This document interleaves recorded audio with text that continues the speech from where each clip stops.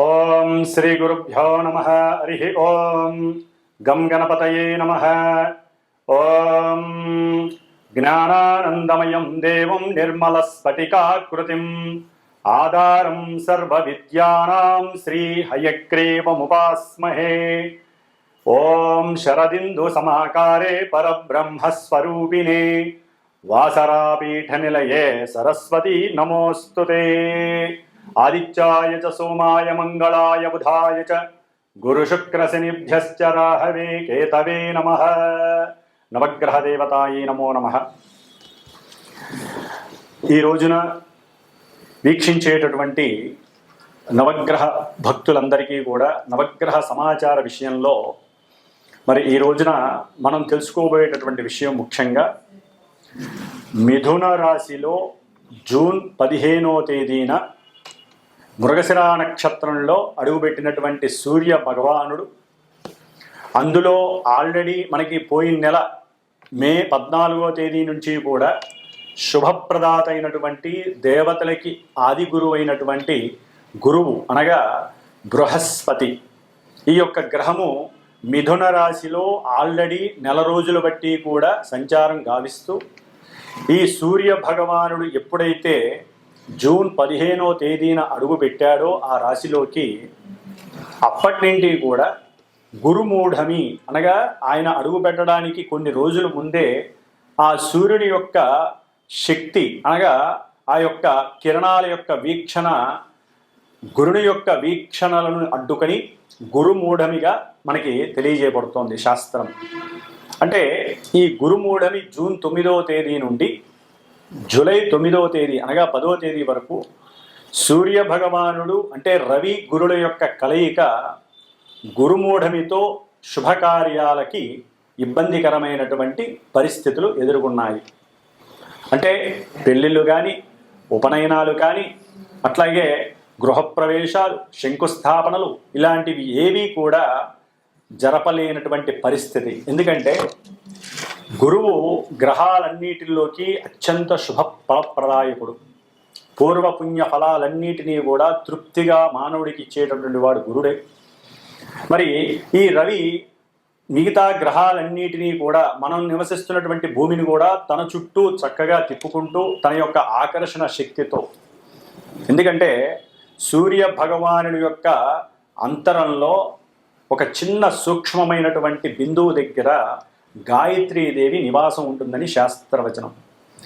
అందుకని ఆ సూర్యుని యొక్క శక్తి తట్టుకోలేక అన్ని గ్రహాలు కూడా మూఢత్వాన్ని పొందుతాయి, అంటే బలాన్ని కోల్పోతాయి అని అర్థం. వాటిల్లో ముఖ్యంగా గురువు, అట్లాగే శుక్రుడు చాలా విశేషమైనటువంటి శుక్రమూఢమి, గురమూఢమి అనేటటువంటిది మనకి సంవత్సరంలో 2 సార్లు 1 సారి వస్తూ ఉంటాయి. శుభకార్యాలు ఏవి జరపరు. మరి అలాంటి సూర్యుడు, ఈ సూర్యుడు ముఖ్యంగా అధికారాన్ని, అట్లాగే కీర్తిని, హోదాన్ని, ఉద్యోగ దర్పాన్ని, ఉద్యోగ బాధ్యతలను, అట్లాగే పితృశాసనాన్ని అంటే తండ్రి యొక్క ఆశ్రయాన్ని కానీ, తండ్రి యొక్క ఆదరణని కానీ, పితృసేవా మార్గాన్ని కానీ, అట్లాగే హోదా, అట్లాగే కార్యశీలుడు అంటే ఎటువంటి కార్యాన్నైనా సరే అచంచలంగా, నిర్మోహమాటంగా, ముక్కుసూటిగా నిర్వర్తించేటటువంటి వాడు సూర్య భగవానుడు. కాబట్టి ఈ అధికారానికి ప్లస్ మనకి అంతరిక్షంలో గ్రహాలన్నిటికీ రారాజైనటువంటి ఈ సూర్య భగవానుడు ధనాన్ని, కుటుంబ సౌఖ్యాన్ని, సంతాన కారకత్వాన్ని, వివాహ యోగ్యతలని, అట్లాగే సనాతన సాంప్రదాయాలను, గౌరవాన్ని, ఏ విషయాన్నైనా సరే అఖండంగా వృద్ధిని చేసేటటువంటి ఈ గురువు అనగా బృహస్పతి గ్రహము, ఈ 2 గ్రహాలు కూడా మనకి మేషరాశి నుంచి 3వ స్థానమైనటువంటి విక్రమ స్థానము, పరాక్రమ స్థానము అంటారు. ఈ యొక్క స్థానంలో రవికి చాలా విశేషమైనటువంటి సౌఖ్యకరం ఈ యొక్క క్షేత్రం. ఎందుకంటే ఇది రవికి మిత్రుడైనటువంటి బుధుడు యొక్క క్షేత్రం. కానీ గురుడికి మాత్రము ఈ యొక్క క్షేత్రము శత్రుక్షేత్రము. అతను అంత కంఫర్టబుల్గా అక్కడ ఉండలేడు, సౌఖ్యకరంగా ఉండలేడు. అంటే ధనపరంగా కానీ అతను ఇచ్చేటటువంటి శుభాలకన్నిటికీ కూడా గురుడు కొంత ఇచ్చేటటువంటి పరిస్థితుల యొక్క స్థాయి కొంచెం తగ్గే అవకాశం ఉంటుంది. ముఖ్యంగా రవితో కలిసినటువంటి ఈ గురుడు ఈ మిథున రాశిలో ఉండటం ద్వారా కొంచెం ఇంకా పటుత్వాన్ని కోల్పోయి గురుమూఢమి ద్వారా గురుడిచ్చే ఫలితాలలో కొంత కాంప్లికేషన్స్ ఉంటాయి. అట్లాగే కొన్ని ఇబ్బందికరమైనటువంటి పరిస్థితులు కూడా తలెత్తుతూ ఉంటాయి. మరి ఈ వ్యాపార క్షేత్రమైనటువంటి ఈ యొక్క మిథున రాశిలో రవి మరియు గురుడు రెండు కూడా మిత్రగ్రహాలు, అతిమిత్రగ్రహాలు. సూర్యుడికి గురుడికి కూడా మిత్రత్వం చాలా ఎక్కువ.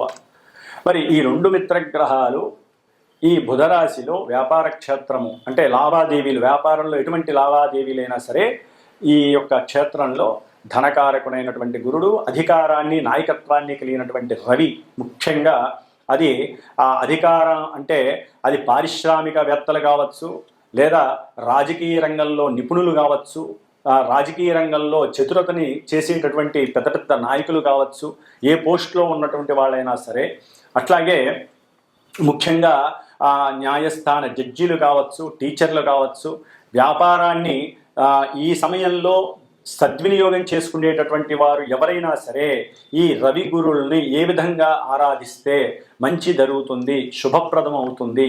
ఈ నెలన్నాళ్ళు కూడా అంటే జూన్ 15వ తేదీ నుండి జూలై 16వ తేదీ వరకు కూడా ఈ రవి గురుల యొక్క సంగమం అనేటటువంటిది, గురుమూఢం పక్కన పెట్టండి, సంగమం అనేటటువంటిది మనకి మేషరాశ్యాదిగా మీనరాశి పర్యంతం వారు ఉన్నటువంటి స్థానాలను బట్టి, వారు ఉన్నటువంటి మరి నక్షత్రాన్ని బట్టి, అట్లాగే వారికి ఉన్నటువంటి ఆధిపత్య స్థానాన్ని బట్టి కూడా వారు ఎన్నో రకాలైనటువంటి ప్రభావాలని మన జీవితంలో ఈ నెల రోజులు కూడా చూపించే అవకాశం ఉంటుంది. అందులో ముఖ్యంగా ఇంకొక చిన్న విచిత్రమైనటువంటి విషయం మనకి కనపడుతోంది. రాహువు. ఈ రాహువు కుంభరాశిలో ఉన్నాడు మహానుభావుడు. ఈ రాహువు తన యొక్క ఆ వక్ర దృష్టితో చక్కగా గురు మహానుభావుణ్ణి, మిథున రాశిని, వ్యాపార క్షేత్రాన్ని, ఇప్పుడు రవిని కూడా చూస్తున్నాడు రాహువు. గురుడు చూస్తే రాహు యొక్క నక్షత్రంలోకి మనకి మొన్ననే వచ్చాడు 14వ తారీఖున. అంటే గురుడికి రాహువుతో అత్యంత సంయోగ స్థితి నడుస్తోంది. దీనినే శాస్త్రరీత్యా గురు చండాలత్వ యోగము అని కూడా అంటారు. గురు చండాలత్వం మహాదోషప్రదం ఇది. అంటే సనాతన ధర్మాన్ని పక్కన పెట్టేటటువంటి తత్వం కలిగి ఉంటారు కొంతమంది జాతకులు. అట్లాగే ధనపరమైనటువంటి ఎన్నో అప్లికేషన్స్ అనేవి జరిగే అవకాశం ఉంటుంది. సెన్సెక్స్ షేర్స్ యొక్క విషయాలలో వృద్ధి జరిగే అవకాశం ఉంటుంది, కానీ కొంత వారి యొక్క జ్ఞానాన్ని కనుక సరిగ్గా యూజ్ చేయకపోతే మటుకు చక్కగా పతనం అయ్యేటటువంటి పరిస్థితి ఉంటుంది. ప్రపంచవ్యాప్తంగా ఈ యొక్క గురు చండాలత్వ యోగం అనేటటువంటిది షేర్ మార్కెట్ మీద కొంచెం ప్రభావితం చూపిస్తుంది అనుకోవడంలో తప్పు లేదు.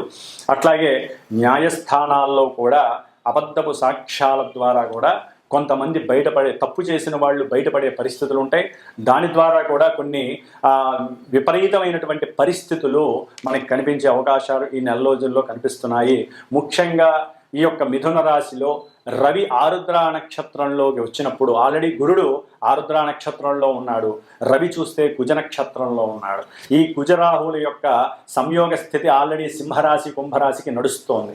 ఈ విధంగా ఈ యొక్క నక్షత్రాల యొక్క ప్రభావం వలన రవి గురులకి కుజరాహు కేతు గ్రహాలకి సంబంధం ఉండటం ద్వారా ఆర్థికమైనటువంటి విషయాలలో చాలా జాగ్రత్తగా ఉండాలి. అట్లాగే అధికారులు కొంచెం జాగ్రత్త వహించటం మేలు. ఎందుకంటే మనం చెప్పే ప్రతి మాట, ఎందుకంటే 3వ స్థానం మిథునం అనేటటువంటిది కమ్యూనికేషన్ వ్యవస్థకి సంబంధించినటువంటిది. అంటే ప్రపంచ దేశాల మధ్య కమ్యూనికేషన్ వ్యవస్థలో ఎన్నో ఒడిదుడుకులు కలిగే అవకాశం ఉంటాయి. ఈ రాయబారులు ఉంటారు, అంటే మధ్యవర్తిత్వం చేస్తూ ఉంటారు, విదేశీ రాయబారత్వం అంటారు. వీరు గనక ఒక మాట అటు ఇటు గనక పొల్లు పోతే ప్రపంచ దేశాలకే అరిష్టాన్ని సూచించేటటువంటి యోగంగా గురుచండాల యోగం కనపడుతోంది. అట్లాగే రాహువు యొక్క దృష్టి, గురువు యొక్క దృష్టి, ఆ అన్యోన్య పంచమ నమ్మకాల యొక్క దృష్టి కొంత అవయోగకరంగా మనం భావించాలి. కాబట్టి దీనికి తగ్గట్టుగా వారు ఎవరైతే కొన్ని రాశుల వారు ఉన్నారో ఆ రాశుల వారు ముఖ్యంగా ఈ నెల రోజులు కూడా ఎవరైనా సరే సాధ్యమైనంత వరకు ఈ గురు చండాలత్వం అందరికీ సంబంధించింది, గురువుకే పట్టింది చండాలత్వం రాహువు వలన.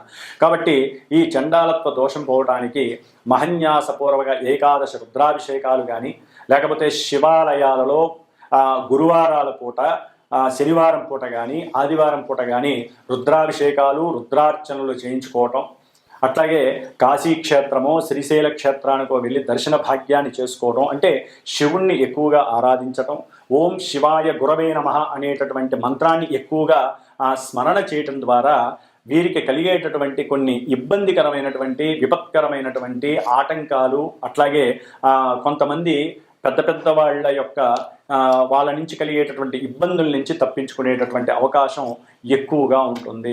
కాబట్టి సూర్య గురులు, రవి గురులు మిత్రులు కాబట్టి దీని యొక్క ప్రయోజనం ఉంటుంది. వాళ్ళు ఉన్నటువంటి ఆధిపత్య భావాలను బట్టి కొంత అప్రయోజనకరమైనటువంటి పరిస్థితులు కూడా ఈ నెల రోజుల్లో కూడా కొన్ని రాశుల వారికి కనపడుతూ ఉంటాయి. కాబట్టి మేషరాశి నుంచి మీనరాశి వారి వరకు ఏ రాశుల వారికి ఈ రవి గురులు ఇక్కడ ఉండటం ద్వారా శుభాలు జరుగుతాయి, కొంతమందికి ఇబ్బందులు కలుగుతాయి అనేటటువంటి విషయాన్ని మనం చక్కగా తెలుసుకోగలిగితే గనక దానికి తగ్గట్టుగా పరిహారం ఆచరిస్తూ, సింపుల్ పరిహారాలు ఆచరిస్తూ మనం ఈ నెల రోజులు ఈ 2 గ్రహాలు ఇచ్చేటటువంటి ఫలితాలని ఆస్వాదిస్తూ మనం చేసుకునేటటువంటి చిన్న చిన్న పరిహారాల ద్వారా చక్కటి ప్రయోజనాన్ని అట్లాగే రవి ఆత్మశక్తిని ప్రబోధిస్తాడు. అంటే ఆత్మశక్తి ఎక్కడా కూడా నెగ్లెక్ట్ చేయడు. అంత ప్రణాళికల ద్వారా గురుడు కూడా ప్రణాళికాబద్ధంగా చక్కటి లోకజ్ఞానాన్ని ఆస్వాదించి ఆ లోకజ్ఞానాన్ని తను స్వీకరించి వెదజల్లుతూ ఉంటాడు. కాబట్టి ఇప్పుడు కొంచెం బలహీనంగా ఉన్నాడు కాబట్టి గురుడికి ఏం చేయాలో కూడా మనం చూద్దాం. గురువుకి సంబంధించినటువంటి స్తోత్రాన్ని అందరూ కూడా ముఖ్యంగా దత్త ఆరాధన చేయటం, గానుగాపూర్ దర్శనం చేయటం ద్వారా కూడా గురువు ఇచ్చేటటువంటి నెగిటివ్ ఫలితాలు లేకుండా గురు చండాలత్వ యోగ దోషాన్ని మనం ఉపసంహరించుకొని, అట్లాగే ఈ యొక్క రాహు చేత చూడబడుతున్నటువంటి రవి గురుల యొక్క దోషాన్ని పోగొట్టుకునేటటువంటి పరిస్థితి దుర్గాదేవి ఆరాధన చేయడం ద్వారా కూడా రాహుని ఉపశమనం చేయడానికి అవకాశాలు ఉన్నాయి. కాబట్టి సాధ్యమైనంత వరకు అందరూ కూడా దత్త కవచాన్ని కానీ దత్తాత్రేయుడి యొక్క గురుచరిత్ర పారాయణని కానీ ఈ నెల రోజులు కూడా వీలుంటే రోజుకి ఒక పావు గంట కేటాయించి చదివినట్లయితే ఈ గురుగ్రహ జాతకులు కానీ, అట్లాగే గురువు యొక్క రాశులకి సంబంధించిన వారు కానీ, గురు నక్షత్రాలైనటువంటి పునర్వసు, విశాఖ, పూర్వభాద్ర నక్షత్ర జాతకులు కానివ్వండి, ధనస్సు మీనరాశుల వారు కానివ్వండి, గురు మహర్దశలు, అంతర్దశలు, విదశలు జరుగుతున్న వారు జన్మలగ్న రీత్యా ఉన్నటువంటి పరిస్థితులను బట్టి ఈ గోచారంలో వారికి కొన్ని ఇబ్బందులు కలగడానికి అవకాశం ఉంటాయి. కొంతమందికి అదే అనుకూలమైనటువంటి పరిస్థితులు కూడా కలుగుతాయి. ఏదేమైనప్పటికీ గోచారం అనేటటువంటిది ఒక సూచన మాత్రమే తెలియజేస్తుంది. జన్మజాతకం అనేటటువంటిది దశలు, అంతర్దశలు, మనం పుట్టినప్పుడు ఉన్నటువంటి ఆ యొక్క గ్రహాల యొక్క స్థితిగతులు, అవి ఉన్నటువంటి నక్షత్రాలని బట్టి అవి ఆడేటటువంటి ఆటలో ఈ యొక్క గోచారంలో మనం పావులం అవుతాము.